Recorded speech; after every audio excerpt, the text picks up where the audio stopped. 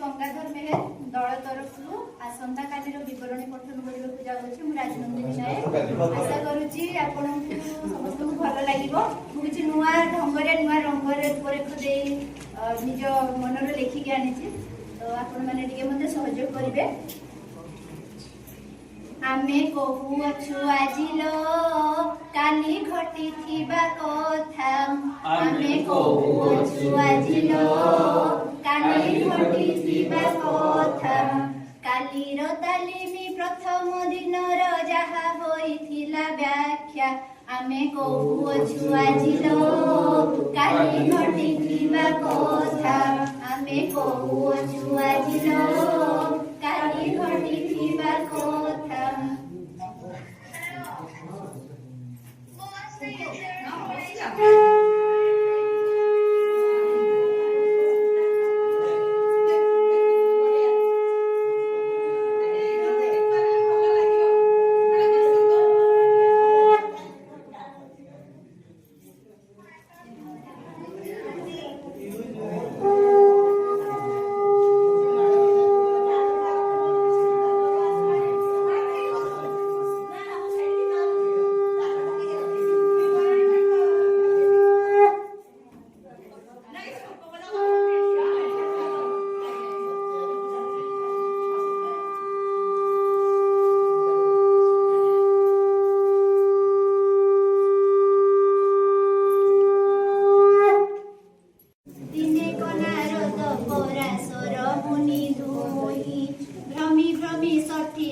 प्रवेशिले जाई सेही दिन माघ मास दिन सोमवार एकाठी होइथिले सबु शिक्षक शिक्षयित्री गण चलीथिला सेठी एक दिग्दर्शन कार्यक्रम बुझिबारु कहिले ओसीएफएसी तार नाम पचारिली सेठी जाई इए कि शिविर एहा द्वारा केउ लक्ष्य साधन होइबो कहिले जे तपीबर सुन देई मन 5 दिनिया तालीम शिविर को कलु निमंत्रण कहूअछि पुरातन कथा अछि जहा शुणिले आनंद जात होई बटी ताहा प्रथम रे देवंकर पूजा जे होइला द्वितीय रे बियो मैडम कर अभिभाषण रहिला कथा छड़ रे सम्यक सूचना जे देले जीवा बेले असल कथाटा कही देई गले 5 दिन मध्य केते कथा शिखाइबु आमे ठीक समय रे जदि जा आस करिब जे तुमे सेनापति सारंकर भजन को शुणी आध्यात्मिक परिवेश सृष्टि होइला जे पुणी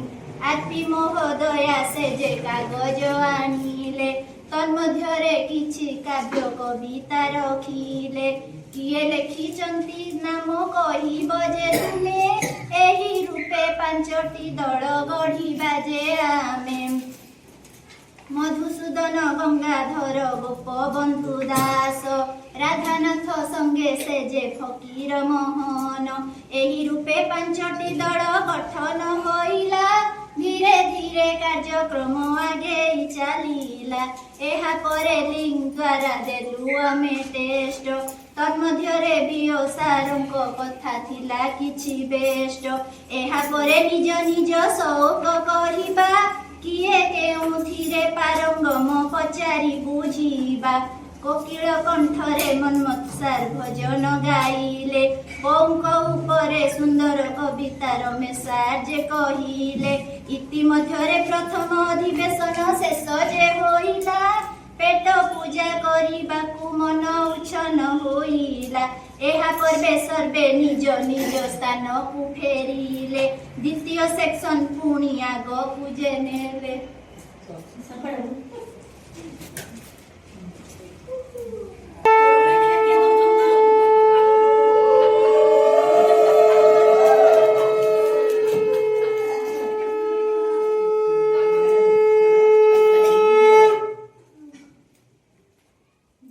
शिक्षा नीति कथाटी बोली हुटी वर्णना करी दिए बेटी बोली हुटी खोला आलोचना होइला लक्ष्य उद्देश्य जना पड़िला ପାଞ୍ଚଟି ଲକ୍ଷ୍ୟ ଯେ ତାହାର ବୋଲେ ମୁଠି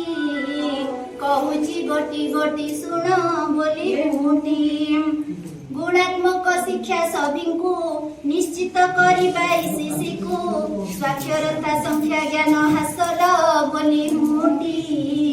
एकविंश शताब्दीर ज्ञान कौशल बोली मुंडी अद्वितीय शिक्षा व्यवस्था प्रतिष्ठा आमे जे करिबा समस्त शिक्षार्थी मानकु बोली मुंडी समान स्तर जोगाइबा बोली मुंडी 27 गोटी अध्याय ताकु चारि भागे भाग कर पाठ्यक्रम ढांचा ओ प्रणाली बोली मुंडी किपरि प्रस्तुत होइछि बोली मुंडी आलोचना एबे करिबा विभिन्न स्तर को जानिबा अभिज्ञता भित्तिक शिक्षादान बोले मुंडी हासिल करिबा जरूरी बोली मुंडी द्वितीय अधिवेशन समाप्त नूतन जे हेला आरंभ ओडिशा पाठ्यक्रम रूपरेख जे बोली मुंडी सौम्या दीदी कले बखाण बोले मुंडी पाठ्यक्रम लक्ष्य 5टी वर्णना कले गोटी गोटी शिक्षण प्रक्रिया किपरि बोले मुंडी दृष्टिकोण देले बुझाई बोली मुंडी पाठ्य पुस्तकर लक्ष्य को पूरण करिबा आगकू शिक्षण मान जे कोण बोले मुंडी व्याख्या जे करिले आमकू बोले मुंडी मूल शेष जे पुनर्बार वीडियो देखि डाउट क्लियर आजिर सेक्शन समाप्त बोले मुंडी गृह कार्य धरी विदाय बोले मुंडी जगन्नाथଙ୍କ पाद पद्मरे विनती करुछि प्रभु हे भूल थिले क्षमा करिब बोले मुंडी चक्र आडुआडे मते रखिब बोले